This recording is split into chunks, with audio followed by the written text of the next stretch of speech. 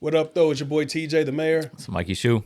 And here at the Land You're Playing podcast, we want to send our deepest condolences to Kylie Rendina's family. Unfortunately, she passed recently, and we want to dedicate this show to her.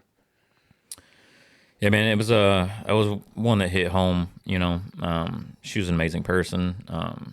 She was a wife, mother, friend, a daughter. Super unfortunate. And Pete, you know, we love you.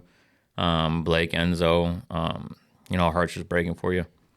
You're definitely in our thoughts and prayers, and we want to go ahead and give you guys a let's do a moment of silence, a Land You're Playing moment of silence. Wheels up. Wheels up.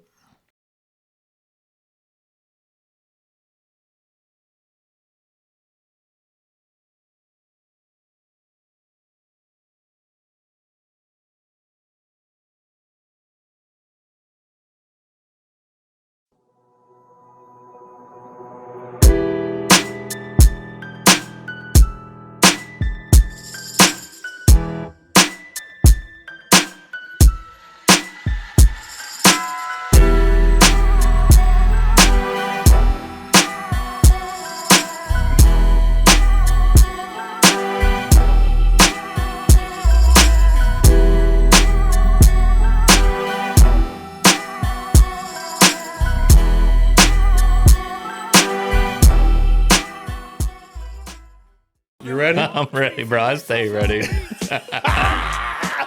Wheels up.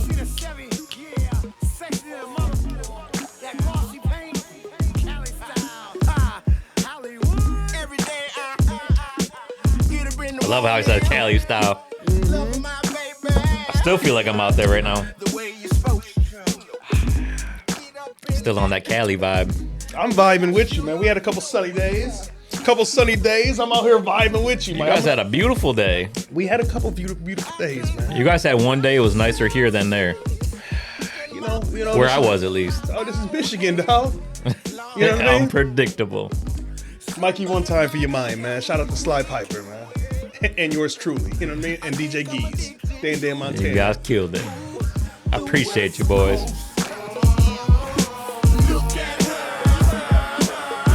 I feel like I need my shades on. Where's my shades at? And my crep socks. 6 foes on the curb.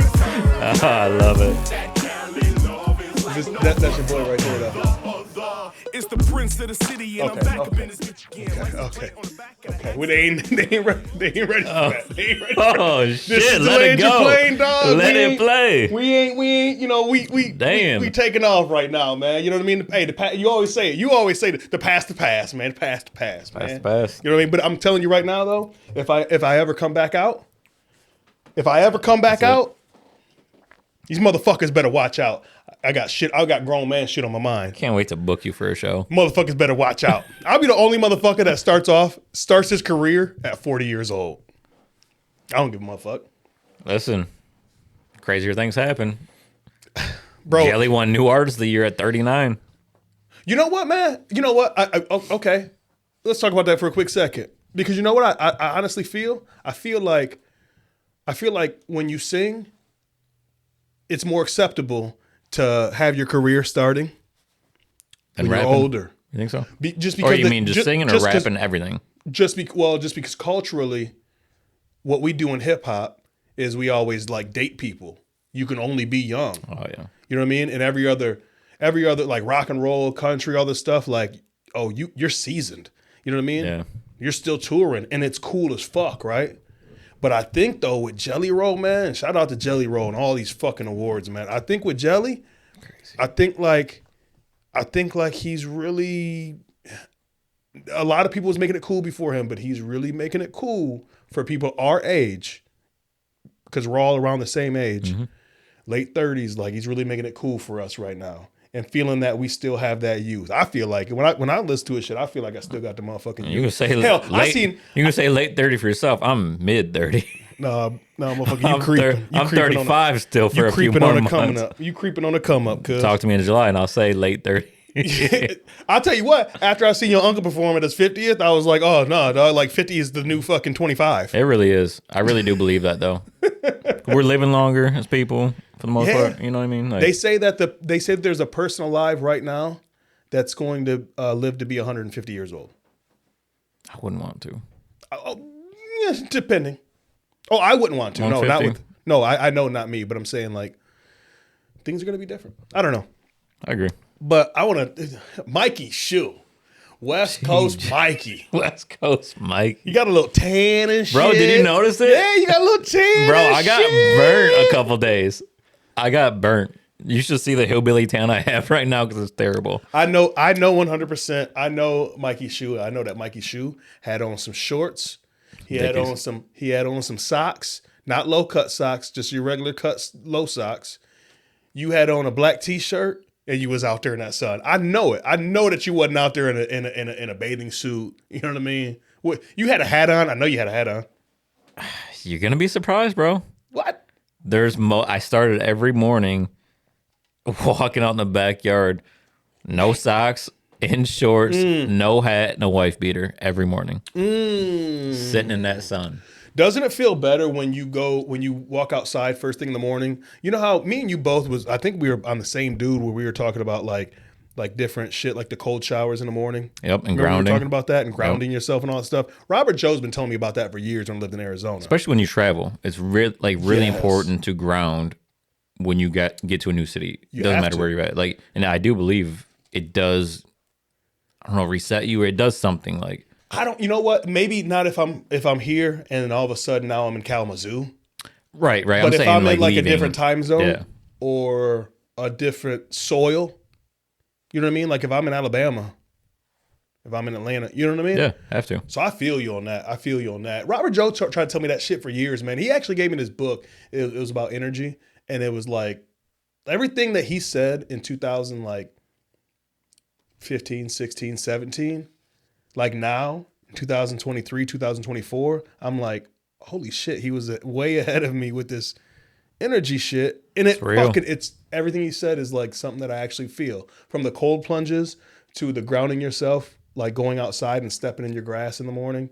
Bro, my neighbors, they gotta love me. They be seeing all this beef. All this beef in my skimpies. Get out the cold shower. Yeah. I rarely do it. I don't do it before, like I want to be clean. Yeah. Then I go outside and step in my grass. I do it every fucking morning. Sam thinks I'm nuts. Sam's going to get on that wave. She's going to appreciate it. Sam better not get out there in their motherfucking drawers stepping on no motherfucking. You crazy? Neighbors be loving you guys. You crazy? But I'm saying like grounding at least. Sam could have a robe on or whatever she does. We got privacy fences. She go in the backyard. My uncle's got it out in Cali. You know the brick walls are big out there. Yeah, the block walls. Yeah, with the cinder block. Yeah, yep. I had them when I lived out there. The stucco, I hate them now. Bro, I had a weird thought while I was there because I don't know why I love getting drunk and pissing on the wall behind the garage. Like that's my go-to spot when I'm there. I don't know why, but like I swear I'm gonna start piss portraits. I'm not kidding because every time I piss on the wall, like I try to do a new design. Okay. And then even when the piss runs down the wall, it still looks like a crazy piss graffiti piece. Like, okay. And I took a picture. Okay. I'm not mad at it. I'll send it to you. I'm not mad at it, Mikey. I think it could be a trend. I can only see. Sir. I can see you and Riot as like the new version of the Adam Sandler. Where he finds out he's got the son. Big Daddy? Big Daddy. Yeah. You know what I mean? He's like... Pissing on the newspaper. He's like, what's he say? Tell him your name. We'll draw it on the wall. Mind your business. Yeah. I can totally see you and Ryan. Oh, no, he loved it. He loved pissing outside on the wall. Oh, well, actually, he wouldn't piss on the wall. He'd piss. It was a little crazy. He'd piss on... There's a sidewalk alongside of the garage. And it goes alongside and on the back side of the garage. Okay. And he'd piss on that corner. I'm like, bro... Either sprayed in the grass or on the wall, not on the sidewalk. But he liked the sidewalk, so that's what he did. You can't tell Riot nothing. No. You can't take Riot nowhere. No. I stepped in it once. Had my shoes on. Oh, I was about to say, was you finding your energy? No. You was finding your energy? That'd be some Riot energy. And you was barefoot and was like in the middle of your chi? All of a sudden you step in Riot piss. And Riot's piss. Oh shit, bro. So our last pod, we were mentioning that you were going out and you were saying one of the things you're gonna do as soon as you touch down. So was it everything that you hoped for when you first touched down? That first in and out experience. So first we hit Stater Brothers. So my uncle's house is here, right? Stater Brothers is here, grocery store. Okay. In and out's here. So we hit Stater Brothers, kind of went around the house, hit In and Out, straight to the house. What's Stater Brothers? So it's like a local grocery store. Oh, okay. So it's kind of like a chain highlight. Right. Okay. I think through maybe, got you. I don't know if they're just in California, but it's like that. Yep. So that's where we Like always your shop. bashes there and your Yep. They got bashes out there or no? I didn't see one. I know that's West Coast, but I don't know how far West Coast. But anyway, I get what you're saying though. Stater Brothers, then In and Out first thing. Okay. Before we even hit the house. So what happened? What happened? What'd you do? What'd you get? I mean, you know me, man. It was just a single cheese and ketchup only. Fries. Did try every shake this time. They got strawberry, chocolate, and vanilla. Tried all three of them. What do you think? Love them. I do want to put in a request to get a banana one. I love banana shakes. You know what I mean? Nothing better than a banana shake to me. Yes. You know that's. And I follow the owner. It's crazy. The owner is a woman named Lindsay Schneider. Follow her on Instagram. She's actually a badass. Like, I shouldn't say it surprisingly, but she plays bass in a band. Like, she owns In and Out. So I want to send her a little DM. Does like, she hey, can we do a that banana? In and Out, or does she own? No, she owns all. They're not a franchise. She owns all. they're Every owned In by and one Out there. person? Yeah, every In and Out there is. So her parents, I just learned. That, I don't know if they started it, but her parents passed in a plane crash, and then she stepped in. But yeah, she owns all of them. Like, they don't franchise at all. Kind of like Raising Cane's. Like, he owns all of them. So we probably don't want to give her a Land Your Plane shirt. I would love to. Why wouldn't we? Her parents died in it. Oh, yikes. Eee. I mean, I want to. It's going to sound weird. I don't know. I was going to say I want to give her anything I can, but I don't mean it in a weird sexual way. But It I wanted wasn't to weird make and that sexual connection until you said that you because don't mean it in a weird sexual way. Because it was coming out weird Listen, to me. Whatever Barry Gotcha. White song you had playing in your head. April asked me, she's like, "Are you in love with her?" Because I was like, I was on it. I swear. I was on Instagram and I was like showing her and my uncle and my father-in-law. I'm like, look, she plays bass in a band. Like, she's a badass. And April's like, do you have a thing for her? Like, April's just fucking with me, but You know what? Shout out to April, man. Shout out to April. for sure. April keeps everything fucking hilarious and fun. I swear she does. She I does. swear she fucking does. Shout out to April, man. Shout out to April. I wouldn't just be a lost little man running around eating chicken nuggets without her. I mean, you're still eating chicken nuggies and you're still a little bit lost, but not as lost. I get it. I'm lost with a little direction and guidance. Oh man. But I honestly I've been going to Cali for 10 years now. This trip I ate more In and Out than I ever have. You're there longer too. Yeah. And I made sure that the night before we left, because they don't open until 10:30 in the morning, and I had to leave the house at 10 to go to the airport. So I'm like, I'm hitting In and Out and getting one for the breakfast. Then I got all drunk and ate it the night before. But I still got it. You know what I mean? Yeah, you know what's right. well, what city were you in? Covina, it's called. Oh, you did tell me that. See, because it's just, I don't know, maybe it's just a Cali thing. Like in Arizona, like they're all 24 hours, They but close at 1:30 in Cali. like all Cali I don't ones? know. I don't want to say Or that. just In Covina, Covina? 1:30. Just because it's like, I think because Arizona, you have like all them 5 cities that all butt up to each other. So everything's always busy because the in and outs are always right off the expressway. And if you know, well, you've been to Arizona a bunch of times, so you know how you got the loop system. Like you take the expressway to go everywhere. Like you Have to, pretty much. I mean, you don't even drive back roads there, right? Because you have all the cities that butt up. I think that's why they're open 24/7 because they're Makes sense. right off the fucking expressway. And I honestly believe, and we talked about this a little bit last time, I honestly believe that there's so many Ubers and Lyfts, and it's so cheap to put in the stop. Like, Bro, I'm telling See you, the sign? Let me pull in. half the cars, every time I've been there, half the cars have like one of them lift signs in it. No way. That's 100%, cool. Yeah. 100%. And I don't get it. But you didn't try the animal style when you was there? No, because I'm so picky, man. I don't even know what animal style means. That's why you just try it. I can't try it. I did almost try oysters on the half shell. Oh, you's a bad motherfucker if you did that. I didn't, though. I tried mussels last time, and I've tried hey, that squid octopus thing that I told you about. You tried that again? No. Nope. Had crab legs, though. Had a whole crab. Where was you at that they had them half shell oysters, though? Like where you gotta like they already shuck it for you. You just gotta scoop it, right? Yep. Rick got them twice because he loves them. Yeah. We went to the seafood spot. Where the hell were we? Anaheim. Okay.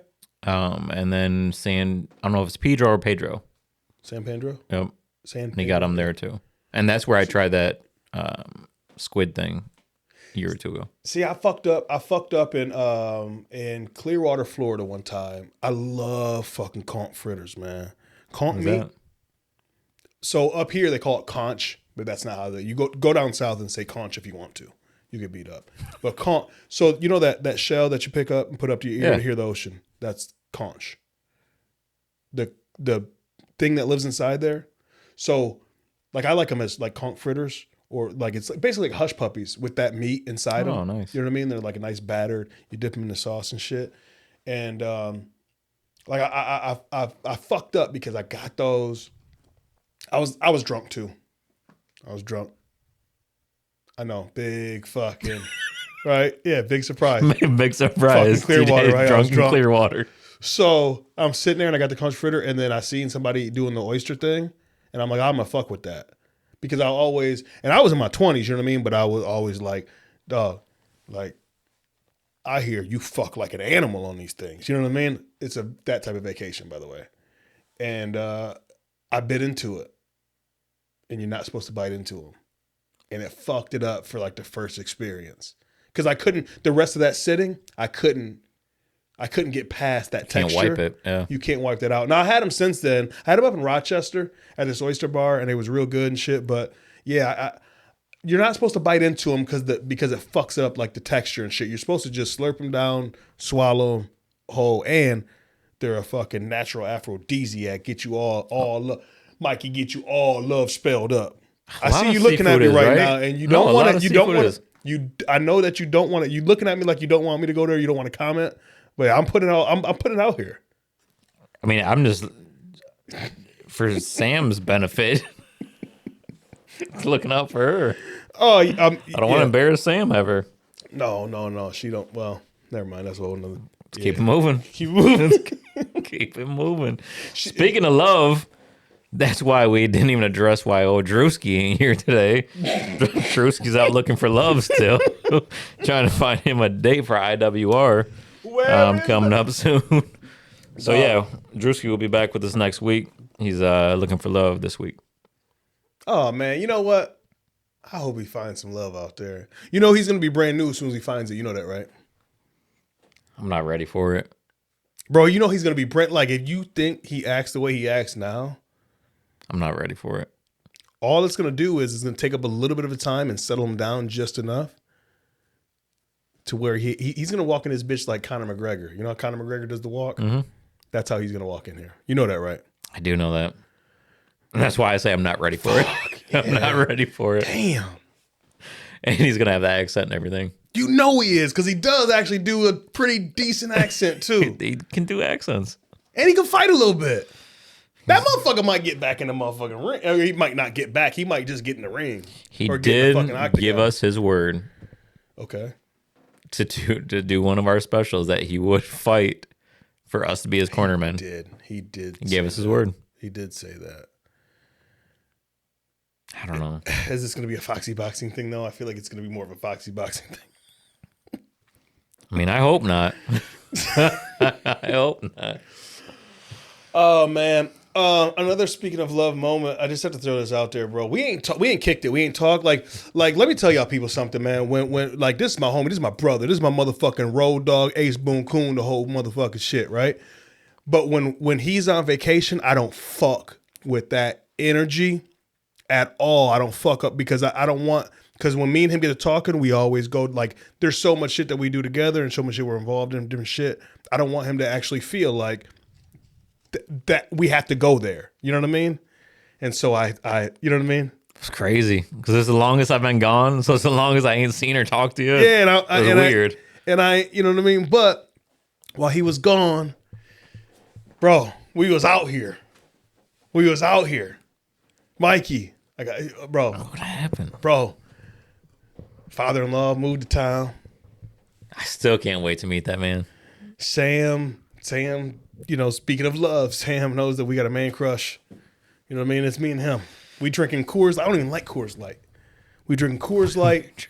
Just 8 Mile. Which, by the way, he told me, he was like...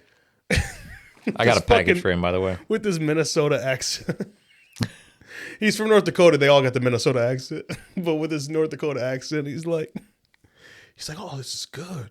He's like, how much does it cost if I go to that liquor cabinet and get it? He lives across the street from. He's like, what if I go to the liquor cabinet and get it? So it's $30 a bottle. He goes, oh, no, we can't do. Oh, that's expensive. Oh, no, you keep it. He didn't want to drink it anymore. He was like feeling. I said, no, man. As much 8 Mile as you want, I got you. Yeah. If you enjoy Tell it, me no a guy. You know what I mean? And he's like, no, too expensive for me. So we ended up fucking drinking Coors like this last week. Put in a new fucking pool filter. Put in a new pool pump. My pool's literally open right now. It's April. We just started getting up. We had a week off of the pod. You've been gone for 10 days. And we started I got a 5 by 3 foot hole in my yard for like, not irrigation. What's that called? I can fit in that hole. My neighbors probably think that we're doing some wild shit. We're trying to bury some shit. I got too much water in one of my yards that pools up. Look at you in one of my yards. Well, you know what I mean, though. Not like that, but like how my house is, it's like separated in 3 different spaces. I never know where to park. Because in the driveway? I don't know, man. Sometimes I need to feel like you got like that other little side parking area. Nobody uses that. I know, but sometimes I feel like I want to. Yeah, well, you're VIP. I never do. I just circle it and then park in the driveway. Appreciate it. But yeah, man, we've been doing some motherfucking projects. Sam ain't happy about it, and this motherfucker had the audacity. So this is what I'm getting to. This motherfucker had the audacity to tell me, yeah, I went and got. By the way, he's a weed smoker. Arizona, it's legal. He just moved here from Arizona. This motherfucker he goes. I don't even know where he goes. He gets him some weed. He's like, yeah, I'm not very impressed by Michigan weed. And I said. His name's Vaughn. I said, Vaughn, don't you tell nobody else that. You don't ever say no shit like that again. Especially out loud, they will prove to you time and time again. Don't say that. I said, give me 1 second. I go in my little stash. I grabbed in the motherfucking church. I grabbed in the motherfucking shit. I'm having a brain fart. The shit that you can put on the live resin. Oh yeah. Grabbing some of that. This motherfucker was high out of his mind within like 5 minutes. This motherfucker, I said, that's changed his mind. Michigan, homegrown, baby. That's right down the street. The next exit up. You know what I mean? Tell him all this shit. This motherfucker has been on a rampage ever since. He never had live resin before. He's never had vape before. He's only had gummies and weed. Oh wow. He's in for a treat here in Michigan. I told him when Jelly Roll shit comes back, because that's the shout out to your uncle, but dog, that motherfucking, and I'm I'll get him a different because I bag don't of both. But that I'll get him a bag of both. That motherfucking cherry roll put me all. I was telling him about it. Put me all the way there. I can't wait. I can't wait either. We gotta fucking sit down with him and smoke a joint. I can't wait. I might just stay the night that night. I was just about to say, is that dangerous that if me and you smoke a joint with him? Yeah, no, I know. He's from the 70s and 80s. For sure. right? Danger written all over From North Dakota. They used to grow their own shit up there. You know what I mean? He lived on a farm. He used to grow all their own There's shit. so many questions I have for this guy, though. And like he came here with the audacity to say that Michigan weed wasn't that strong. Because I've heard several people, some not even from here, say Michigan has the best weed. Yeah. Yeah, including your boy. Yeah. Yeah. For sure. I seen him say it on stage in Michigan. Yeah. And then the whole fucking place went up in smoke. I couldn't see him anymore. Faded out. Thought it was a fog machine.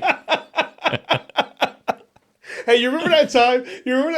When we was watching Trick Perform and he just stopped the show and was like, "What the fuck's going on with this motherfucker? Like, ain't nobody smoking weed?" Yeah. And all of a sudden it was like, "Oh shit, we got to go closer to the stage. We can't see shit." It's like a fog wall in front of us. Yeah. Oh man, I want to. We should have smoked Yeah. this episode. Should have. Maybe we'll do it when Drewski comes back. Yeah. I'm down for that. And by that time, I'll have us a couple other things to try. I'm gonna try some shits. Tell I'm you- always trying to try. Huh? Yeah, okay. No, for real. But No, for sure. Got some more drinks coming. Getting batched up today. The strawberry Yep. lemonade. I was Wait, what actually, I didn't even flavors? call him back. What flavor? Just a strawberry lemonade right now. That's all you need. Yeah. I fuck with that. Can we tell them what we're talking about or no? Okay, we'll tell them later. Some real cool I shit. feel like all my shit's always like, yeah, we'll talk about it later. Yeah, it's some real cool shit though. Feel weird. It's real cool shit though. Some shit we do got coming up though. Let's switch some gears real quick because I want to make a couple of announcements. I talked to, first of all, shout out to Spooky Films, Stelio Stelliano. Like this motherfucker is so incredible, dude. He did our intro, like with us in a plane and all that shit. He's done so much work for me, for Mikey, like for himself, just everybody, man. He's just fucking incredible. And we did like a soft run, getting some shit together for what we have coming up. We have some real cool fucking. We don't know what we're gonna call them yet. Field trips. We've been all over Field the place. trips, fucking pull-ups, fucking pod crashes. Shout out to Pod Crash Productions. That's us, by the way. Layovers. Layovers. Yeah. So we got some cool stuff. Can we announce some cool stuff? Yeah, I'm ready. So we already have a couple people lined up. We have Derek Kazar, who you already have seen on this pod before. He was our special guest. He's also our sponsor. We're gonna do a on-site podcast, mobile podcast at his chiropractic place. I think I'm gonna get adjusted while we're there. Adjusted Health Chiropractic. I think I am too because I'm scared. Drewski wants me to do it because I'm scared. Are you? Of the neck part. I've always been scared of the me neck too. part. Also, we have lined up Cal's Kitchen. Shout out to Partyville over there on M50. If you guys were fans of me when I used to try to rap, I got a whole fucking verse about M50, like the road M50. Do you really? You never heard that? No. I'm rolling down M50, doing a buck 50, smoking us. You don't remember that? I talk about stopping Send at it to me. Partyville. No. Yeah, bro. Before I even knew Cal, Send it to me and Cal. I got a whole thing about fucking stopping at Partyville. The whole fucking deal. It's only for the true fans. All 5 of them, bro. Like I was lit. I was fucking lit. The I kids want to say be I was number lit. 6. Actually, can I be number 8? I'll get I'll recruit a couple more. Recruit a couple people before then, for me. and then I'll be 8. I'll re-release the fucking Chronicles of Money Road, bro. We'll fucking. I can't You know what I wait. mean? I want an autograph too. You know, like Rodrigo or Rodriguez or whatever his name is. Like he even though he was fucking, he had the shit. He was famous in the 70s, and he wasn't famous till the 2000s. Anyway, so we'll be at Partyville. We'll be cooking with Cal's Kitchen. Cal Kizzy. Cal Kizzy. Also, we'll be talking to Alex Wellhausen at Larson's Bar. We're gonna go there. We have a really, really special one. There's a couple more that I don't want to mention. But there's really, really something special. Big shout out to Holly. Oh yeah. Man, Holly is she's a pilot and she also runs a pilot school and manages not a hangar, but a private airport down in Ohio. Yep. And that's where we shot our intro at. And we're gonna do one on her school. It was really, really cool. Like no bullshit. Like I nerd out. I nerd out talking about it because when we were walking through and she was showing us all that stuff, like, Dude, I was so intrigued. Like, I am not smart enough to be a pilot, but I was like, oh my God, I can see why somebody is so, like, with all them engines broke down and all those different planes and those Cessnas and all this different shit. And we're not only gonna do it at the facility, we'll be in the air as well. So I don't know if anybody's ever did a podcast in the air. I'm just saying. I think we might be the first. We might be the motherfucking first, man. She owns like 5 planes or something. And she works and builds all of these herself. That's the wild shit. So gangster. That's the wild shit how she told us about, like, she'll buy a plane for like a couple of grand. Next thing you know, she built the motherfucker. Like, she'll buy some junk shit. On her Instagram all the time, it's this ripped apart and like putting this back together and buying. She bought a new like propeller. Looked badass. It was like a nice black propeller. It was sweet. Yes. She's a gangster. Yes. She really is. I follow her on the Instagram, on the socials, on the face space. Have to. On the interwebs. I fuck with Holly, man. She got a lot of cool shit. She's cool. She's real cool. There's some more shit coming up, man, but I don't want to, like... We got a bunch of shit. We're going to be busy, man. Be real busy. We'll have to figure it out. Fun. Oh, yeah. It'd be fun. It's busy. The last one I want to mention is we'll be out in Put-in Bay for Bash at the Bay. We're going to do a live pod out there. We're also going to be doing some interviews and some cool shit. And that's headlined by Jelly Roll on Wednesday and Hardy on Thursday. And I believe... Are they Wednesday and Thursday? It's Wednesday and Thursday. Makes me feel even better. Oh, I'm so happy about it. It's not a Friday and Saturday. I seriously had like a relief run across me when you just said Wednesday and Thursday. I'm like, yes, that's why we're showing up Tuesday. Okay. Yeah, no, it's totally like a week during the week thing. It's gonna be crazy. It's at the airport. I don't like weekend shows. I don't like them neither because you have too much. You have the people that are supposed to be there that are purposely there, and then you have the people that stumble upon it. The people that stumble upon things are always trouble. Fuck it up. They fuck it up because they're not even there for that, so they don't appreciate it, and they didn't pay. You know what I mean? Man, that was seriously, it hit me from my head to my toes. Relief that you said Wednesday and Thursday. Yeah, I don't look at calendars. I just know we got to do them and do it. And I have to do a quick shout out to Put-in Bay Resort and Conference Centers and Put-in Bay Villas. That's where we'll be staying. Shout out to Caitlin, Kyle, Steve, all of them over there, man. That's where I used to work. A-Dub, he's the house DJ there, man. Everybody over there. I love that whole crew. Nick, the manager, everybody. That's where they took care of me for a couple of years. I lived out there, worked for them and everything. And that's where we'll be at. And that's where we're going to do the podcast. It's from Put-in Bay Resort and Conference Center. Yeah. It's going to be dope, man. It's the best swim-up bar on the fucking island, hands down. You can argue with me if you want, but it's the Blue Marlin is the motherfucking spot, man. Yeah. Only spot. Yeah, I want to make sure we've been talking about some shit and we finally got some stuff in the works, man, and it's booked, and I wanted to share that with the folks. Yeah, for sure. Hell, fuck yeah. Let's take a little bit of a backspin.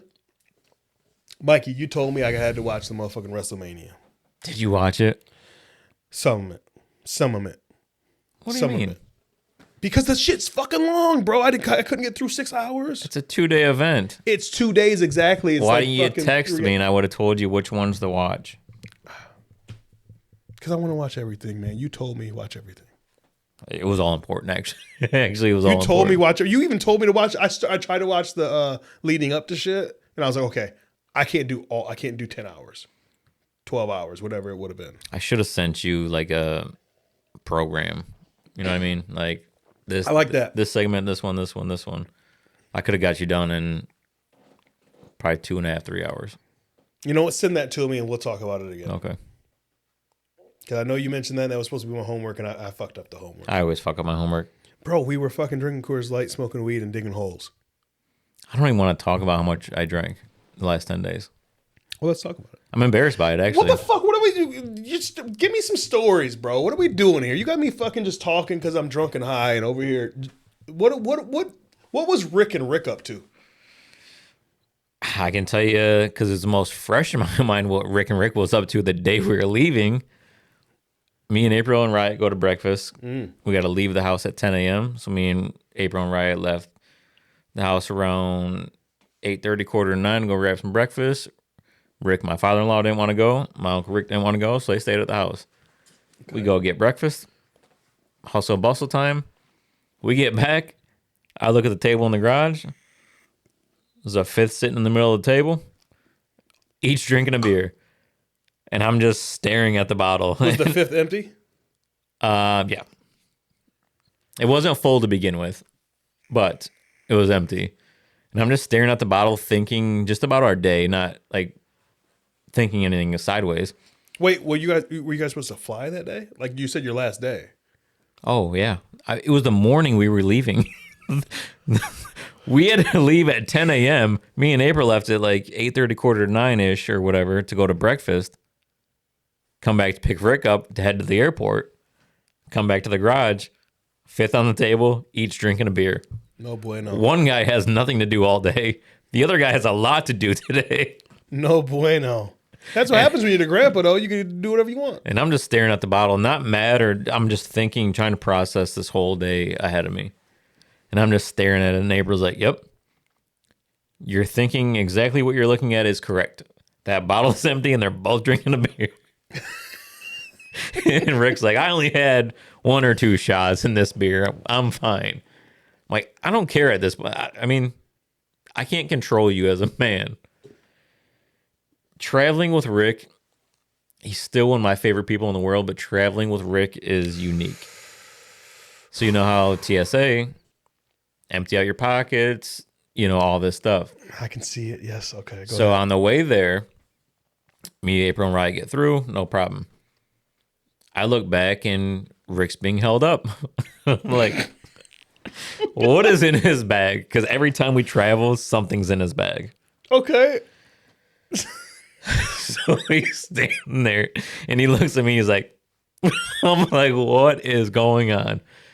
So they got him held up because what's on his person or because what's in his bag? What's in his bag? Okay. So he just gives me the, I don't know. I'm like, this is great.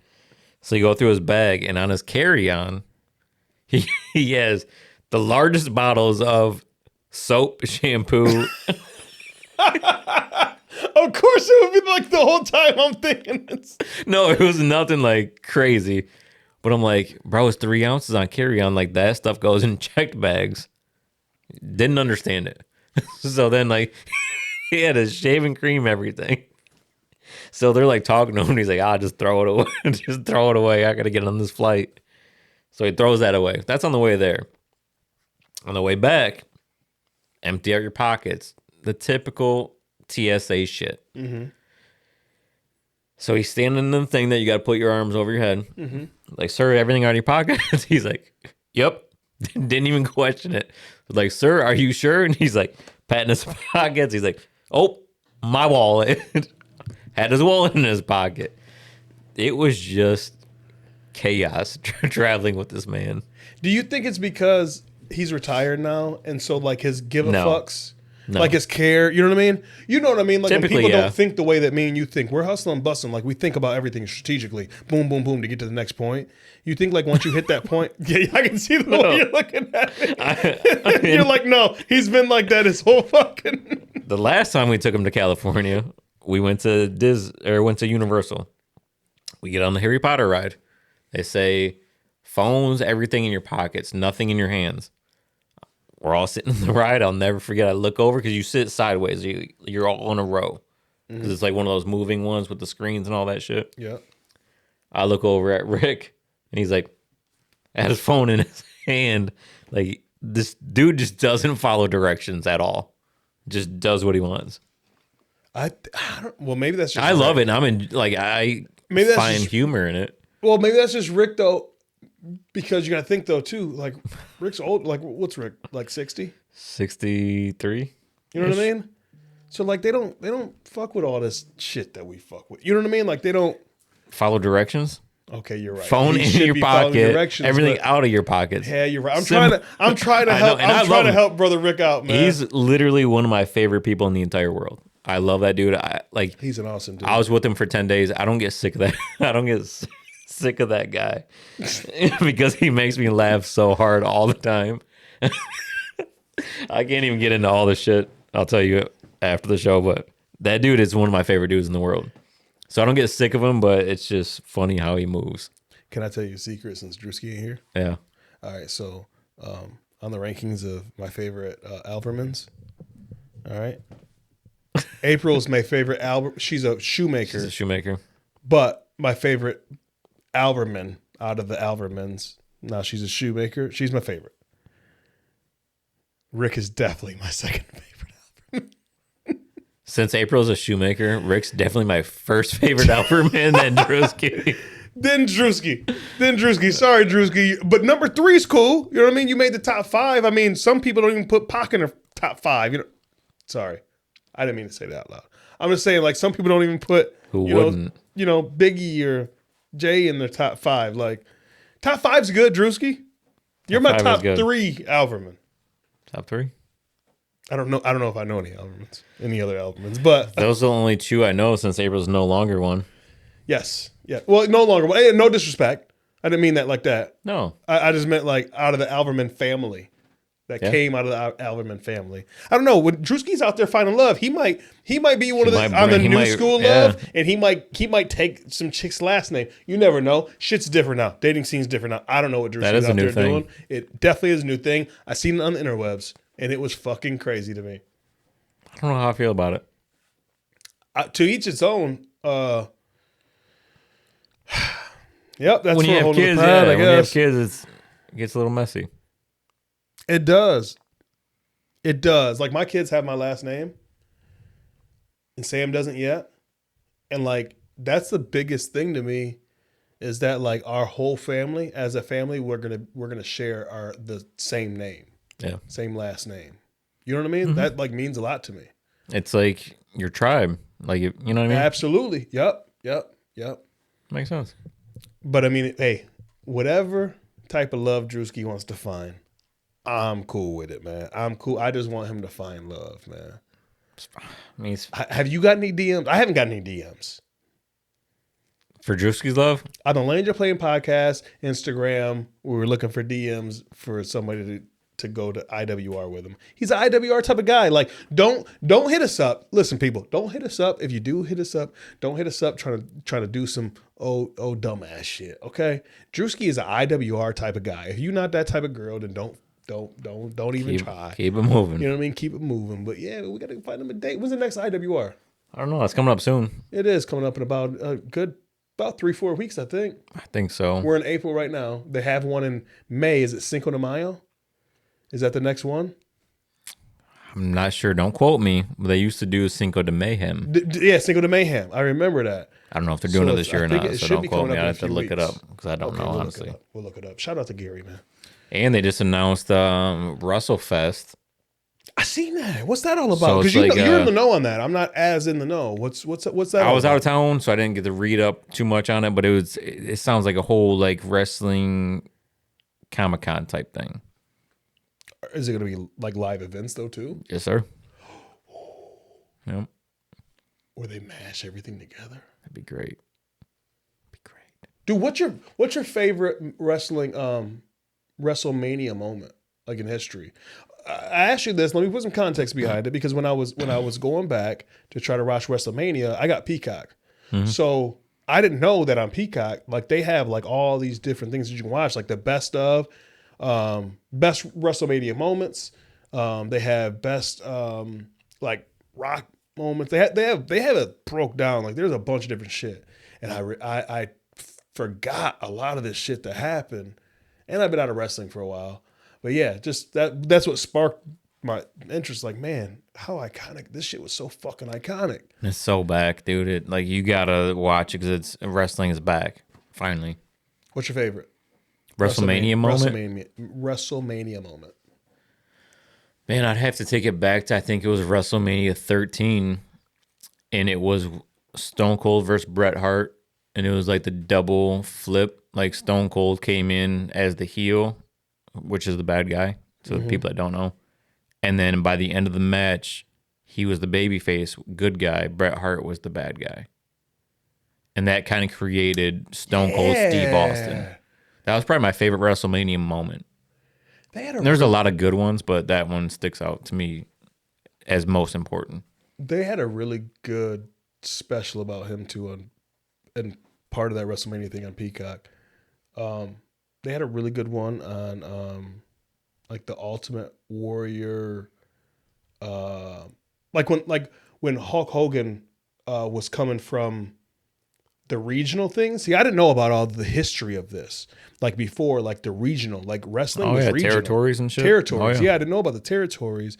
And then they filed like Hulk Hogan, like being like kind of like, I don't know what, crossover?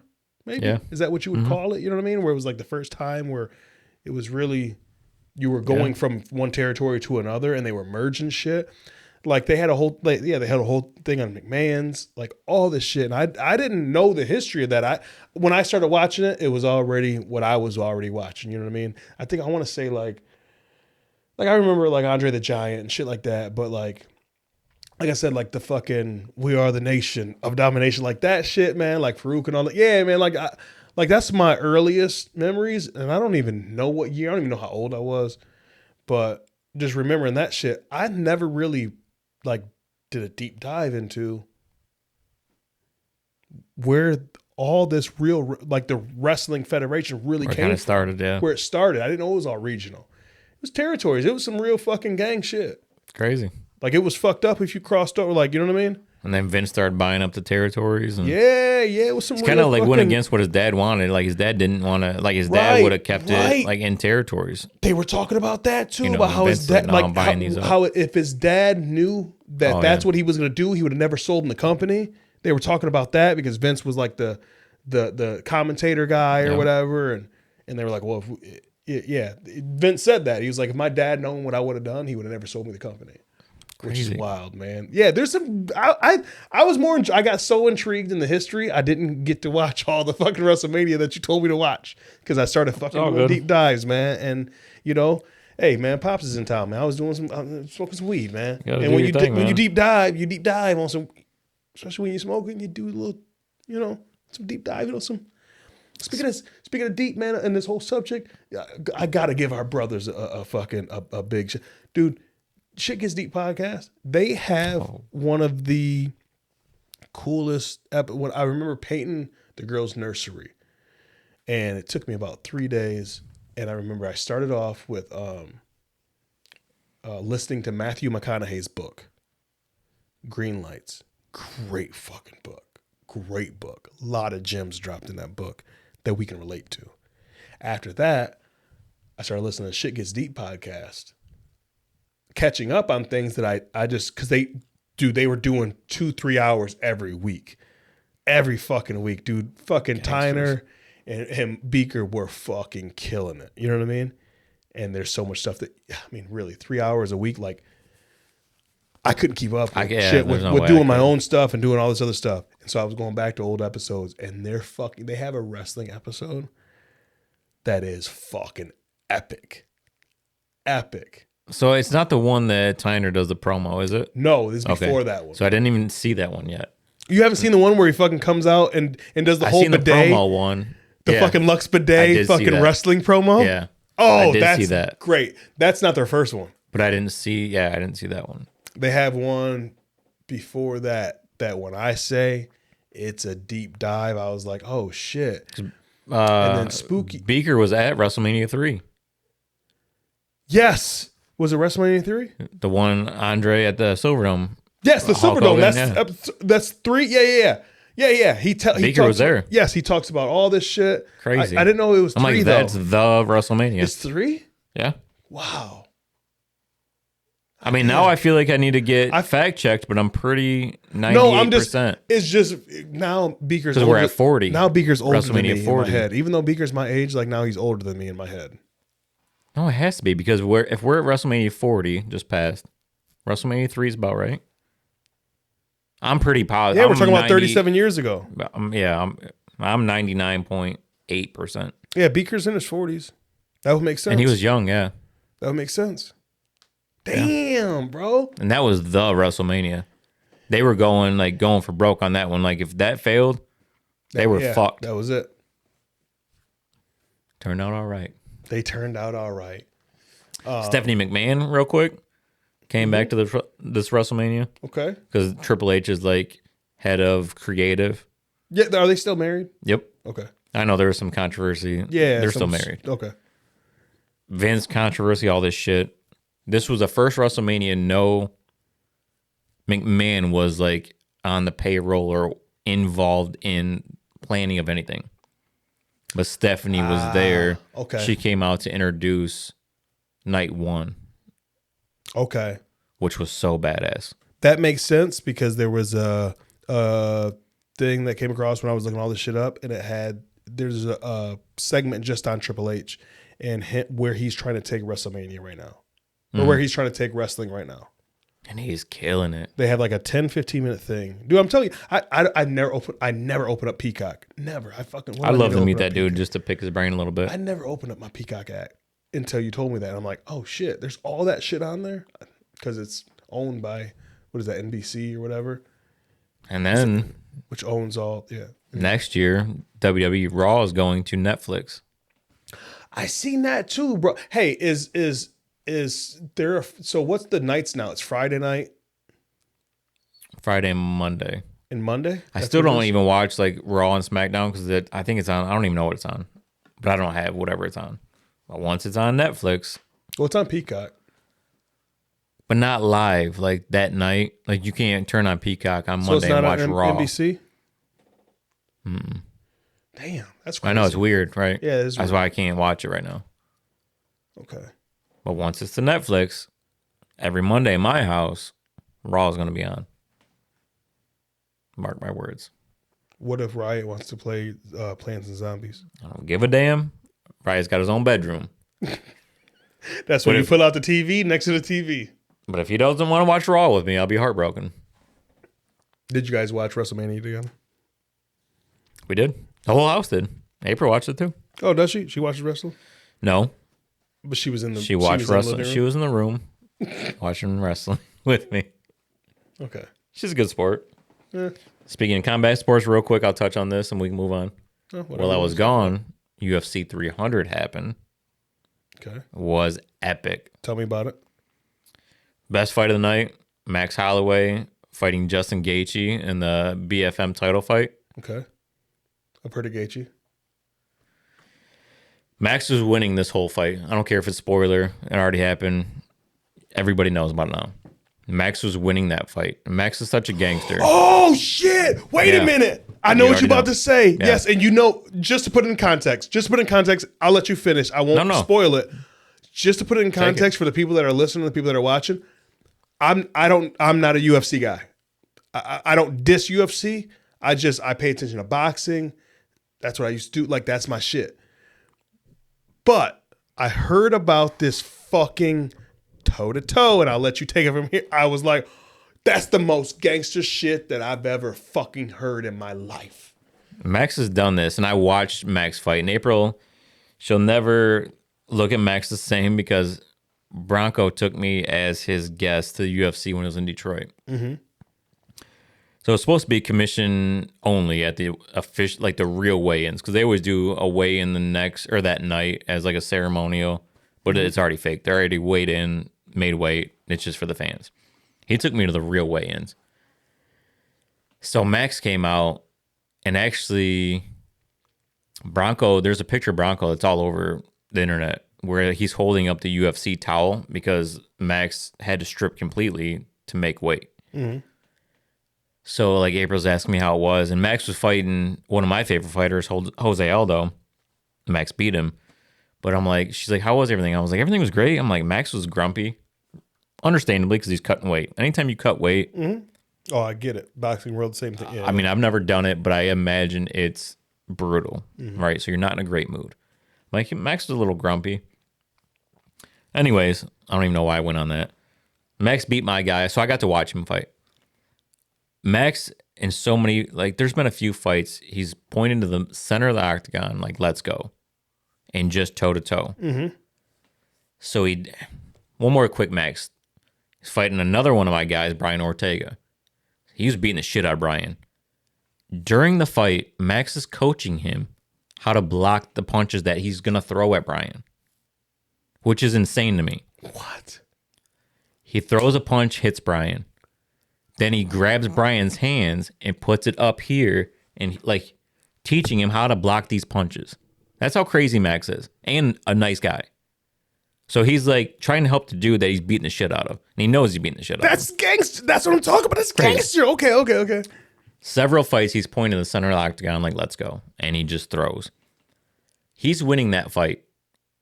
I didn't get to see the whole fight as it happened, but I heard he was winning 4 out of the 5 rounds. They were in the 5th round, last 10 seconds. Yep. He points to the center. Yep. So he has everything to lose at that point. Yep. Because Justin touches you once, you can go to sleep. Yep. Points to the center, and they throw 1 second left. He connects and sleeps Justin Gaethje. And then an interview after, they're like, Max, why did you do that? Like, you're winning the fight. Why would you do that to Justin Gaethje that can put anybody to sleep with 1 shot?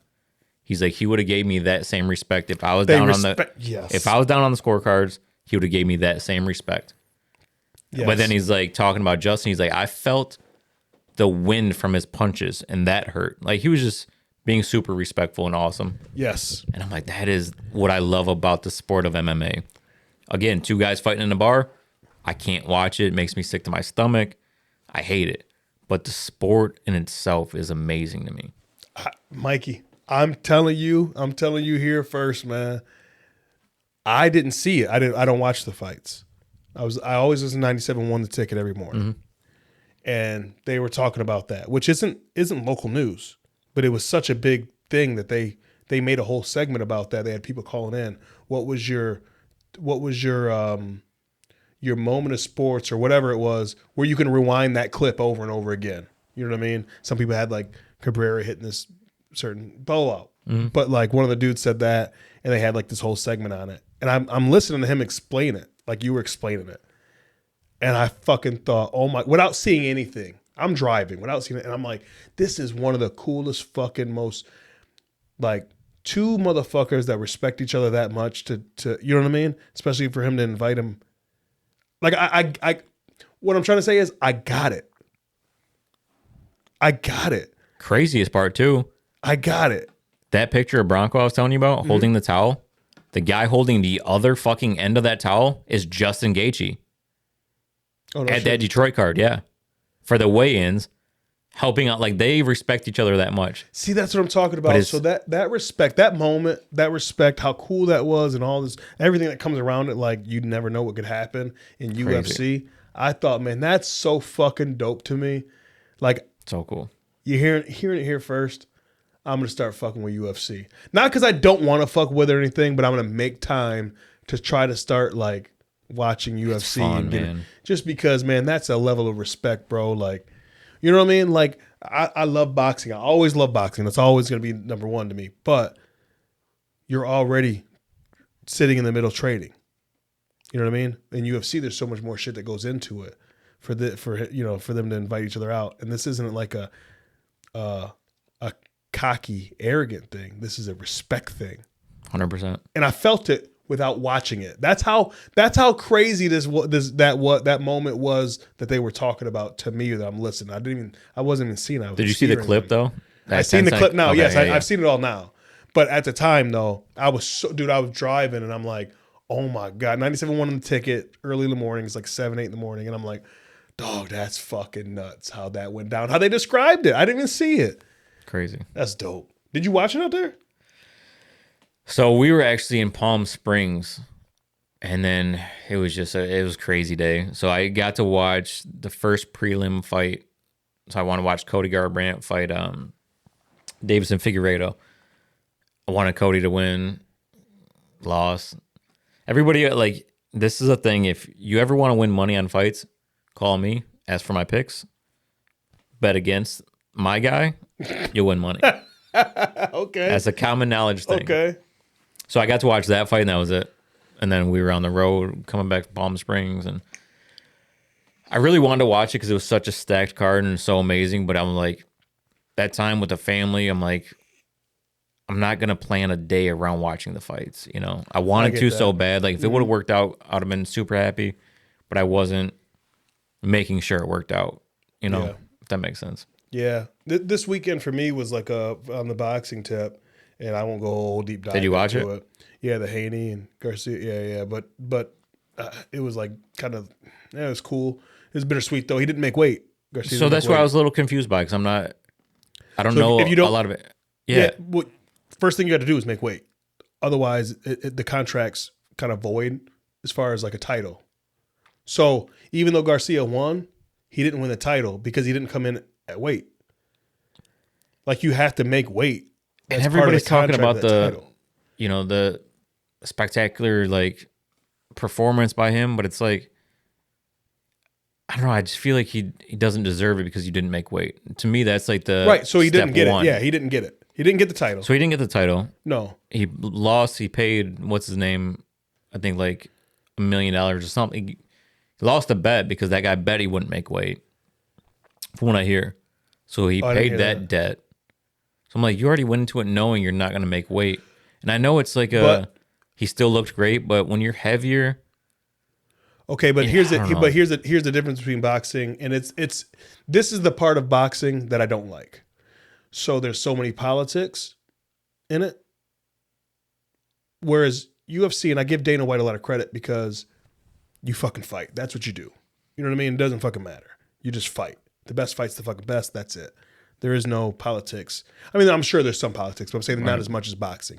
Boxing, there's a lot of politics. There's a lot of roads you pass you have to take to be in that top contender and do all this other shit. But like, not for them because they're both deservingly being there. But Garcia, and I don't know I don't go by what the announcers and all these people say. I go by like people that I fuck with in boxing. You know what I mean? They say, hey, Garcia is actually like an underdog in this, right? So even though he didn't make weight, I think what happened. This is my interpretation of watching the fight. What I think that happened is he already didn't make weight, so he already knows he's kind of screwed. He fights a little bit more with a little bit more swag, a little bit more not give a fuck because like he can try some things. He can, you know what I mean? He can be in his shit because it's like, well, first of all, I'm the underdog. Second of all, I didn't make weight, so we'll see what happens there. You know what I mean? And so he just fought whatever he wanted to fight. But I think in boxing, as far as a card, as far as him bringing money into the sport, because that's the politics. Unfortunately, that's the politics that get you that the fights, the title fights and all this stuff, is that how many people you're going to fucking pack the seats with. And I think by his performance, they're like, oh, well, we'll pay to see him again and again now because of what he did. You know what I mean? To Haney, who was supposed to be better than him. I did see like a clip. I didn't watch the fight. Oh boy, the way Garcia plating with that hook. And here's the thing. Is that the one that they say is like the fastest punch? Yes. I didn't even see it until they slowed it Yes, down. I had to keep exactly. watching.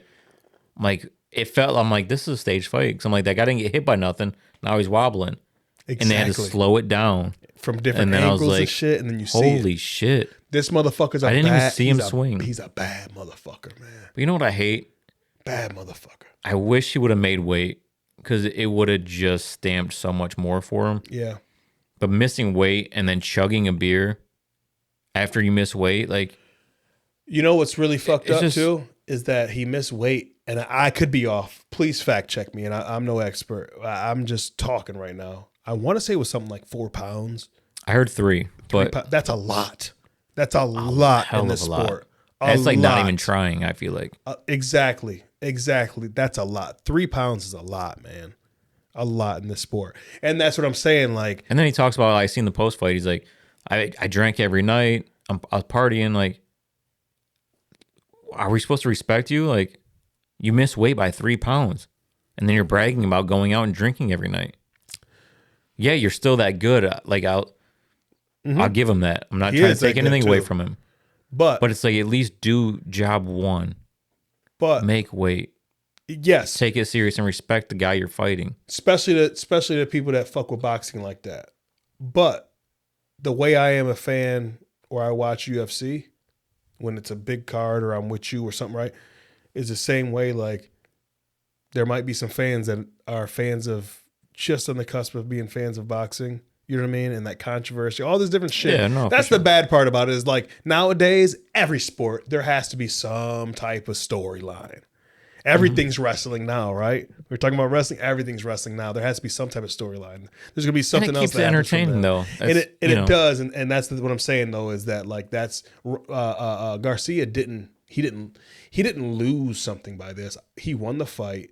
Yes, he didn't make weight, but he actually gained, I think, some people talking about him for sure. I mean, it did nothing but great things for him. Yeah, nobody's talking about, and that's why I was like, it's fucked up for Haney. I was taken back. I'm like, why is nobody talking about? Yeah, he did this, but he missed weight. Like, why are nobody's focusing on that? And I understand the world we're in. He's amazing. I'm not trying to take anything away from him, but I mean, let's talk about the facts, and that plays into it to me. That's the world we're in, man. Would it have still played out the same? Probably. I mean, look at the but I want to see even playing field of same weight. Yes, you know what I mean. Me too. Because that's part of it. I'm sure it'd probably play out the same. Who knows? Probably, maybe not. I don't think. Maybe not. I don't know.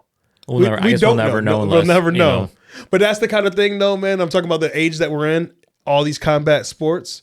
You know what I mean? Like back in the day, man. Like the best fought the best. Oh, and I'm talking about back to fucking Joe Louis, to fucking Joe Frazier, to fucking Muhammad Ali, to George. I'm talking about all the fucking greats, Lennox Lewis, even Mike Tyson, all that shit back then, right? I don't even talk about like the motherfucking cult, like the trilogies and shit, man. Because I mean, the Felix Trinidad, bro. There's so many fucking fight. Like nowadays, there's something that comes with everybody, like the Charlo brothers, right? There's just something fucking like Tank, like there's some type of story behind it. It's almost wrestler type to where there's a lot of great fighters. Man, I've seen a lot of great fighters, especially when I was in Arizona and shout out to Old School Boxing, shout out to Robert Joe, Rico Hoy, and Hoy Boxing Club. And there's just a lot of great clubs out there. And you see some fighters come through, and it's like if they just had that little bit of name recognition or there was some type of backstory, you know what I mean, that kind of jumped them over just a couple of hoops, they'd be in that Vegas ring. You know what I mean? It's wild to think like that's where we're at now. And I'm not blaming boxing. It's just the world we live in. It's the world we live in. Even Conor. I mean, Conor plays a character. You know what I mean? Man, fuck Conor and that character he played in the new motherfucking Roadhouse. You didn't like it? Man, come on, man. You didn't like it, the movie? I actually enjoyed it. I did enjoy it as entertainment wise. You know what I mean? Obviously, Roadhouse 1 is always going to be the best, right? But bro, you know what I really enjoyed? I really enjoyed Jake Gyllenhaal being this smirky, laughing. I actually enjoyed that character. Even though it's like so far-fetched, but still, I enjoyed an entertainment, but I enjoyed that motherfucking. I thought it was good. I thought it was actually pretty fucking good. It was exactly what we thought it was going to be. Yeah, it's not going to be realistic, obviously, right? But I honestly think Conor did a good job. I do. But me being the fucking Roadhouse Homer, man, fuck Conor with his bitch ass. He could have fucking went somewhere else after the shit was. He wanted to come back. You know what I mean? He wanted to come back and get killed at it, man. I agree. Get killed at it, man. Why you had to come back to get killed at it? That man ain't owe you nothing after that, man. I agree. Can't even argue with you. Dog, when he pulled up on the boat. Crazy. When he pulled up on the boat, I was like, this motherfucker don't. He's still in the movie? Yeah. I thought that was it for Conor. Right before that, I'm like, okay, now it's going to end with the, with old girl's dad and shit. You know what I mean? Being buddy with the Kingpin's son. Like all this shit, I was like, oh, Conor's out of there. This motherfucker shows up. In only Conor McGregor fashion. His walk and everything, bro. He played that shit. He played that shit. Rick was like, I think he was just kind of like a dialed up version of himself. That's it. Yeah. Conor McGregor as Conor McGregor. Whenever he went and danced with the guy's girlfriend. Yeah. Yeah. You know? There was a couple cheesy parts where I was like, with the golf club and coming in. I don't know. His entrance to me, every time he entered somewhere, I was like, okay, a little bit much. Okay. But I think it was supposed to be that way. But it is supposed to. Yeah, that's supposed to be the whole over the top thing. Biggest gangster of that movie is who? Biggest gangster of the movie?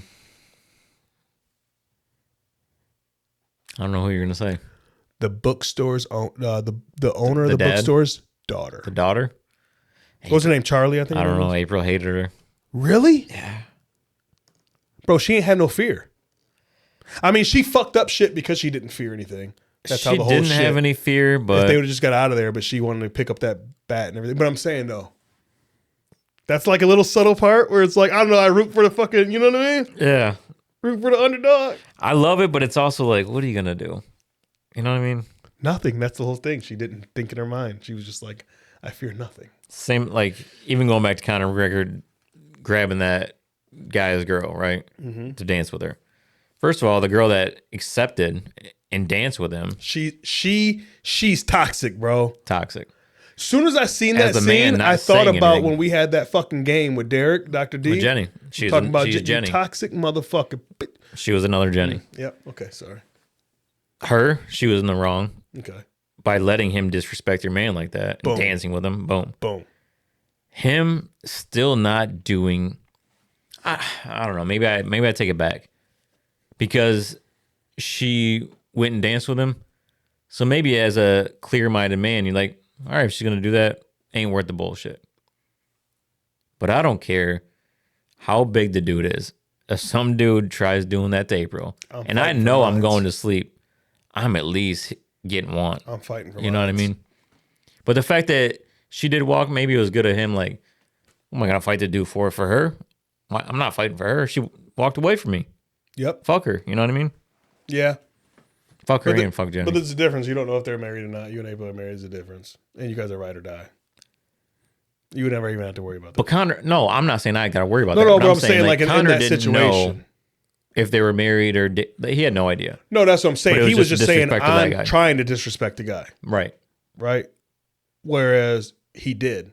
And she was toxic about it. Yeah. You know what I mean? But still, like, even That's on her going, it's on her. should he have taken that disrespect and still reacted? You know what I mean? Like, would you fight see what you're for, saying. you know what I mean? Would you fight for a toxic person that you know you're walking away from after that situation? A girlfriend? When you know you're probably going to lose? A girlfriend, I wouldn't fight because, okay, this is me. I wouldn't fight for that, for her, because you're toxic. You fucked up. You know what I mean? If that's what you want to do, go. But here's where the fucking disrespect. Here's where the fucking dumb me comes in. Like, you can have her. I don't can want have her, her. but I'm it's the not point you fighting for her, disrespected me. But you just like, I'm the guy that you come up and do that to. Right. That's what I'd be fighting over. Right. Biggest toxic person in that movie. I would have to say her. Yeah. Who? The bar owner. Don't you ever fucking put me in a situation you don't tell me the whole motherfucking deal. True. That's toxic. For her own gain, selfishness. Keep it a buck. Fuck them both. Probably one of my favorite characters. The fucking bartender. Oh, yeah. That chick. Yeah. Well, and No, the other I was bouncer. talking And the about other the bouncer bouncer. guy, yeah. And the other bouncer. Yeah. But the bartender, though, Yeah. the chick, she was dope. I liked her. I I liked like her the other character. bartender guy. He was cool. Because he Yeah. like started feeling tough. Like, Yeah. and he was a badass, but You know who he was? He was also in the latest Fargo series. You don't fuck with Fargo? I didn't see it. Oh, he's a fucking douchebag in that. Really? Yeah, it was the first thing I've ever seen him in was Fargo, and then I see him in that, and I was like, oh, okay, you kind of won me back over. Yeah, he was a big douchebag in Fargo. Big, like he's one of them characters that are toxic you don't like. I want to watch Fargo the movie. You ever seen Fargo the movie? No, my uncle talks about it all the time. You gotta fuck with that. Put it to my watch list. Put it to your watch. Got a list. long list. You know what else should go on the watch list? Is every fucking episode of Langer Playing Podcast. I believe this is like episode, I want to say 14 or 15, bro. We're moving along, man. We're moving along. We have so much. We're just getting started. I can't wait. Like, this Wanna new tell people, shit. we got so much cool new shit going on. Sorry for the wait, but we've been trying to do some things behind the scenes, and so we're gonna keep giving you content, but we got some dope ass content coming. I mean, it sucks because we're all busy. Like, we all have a lot of crazy shit going. It's hard to get us. And trying to do this at the same time. Like, we're getting there. No, we're almost there. And the summer's coming. It's gonna be perfect timing, man. The summer's Yeah. getting nice out. Like, you're gonna see us out in the wild. We got some things planned for the people, man. Yeah, Can't wait. man. Let's go ahead and roll up out of this motherfucker right here, dog. Sounds good. So, fuck it, man. Without further ado, man, we ain't got Drewski to say later, dude. So we're just gonna give it a motherfucking wheels up. Wheels up.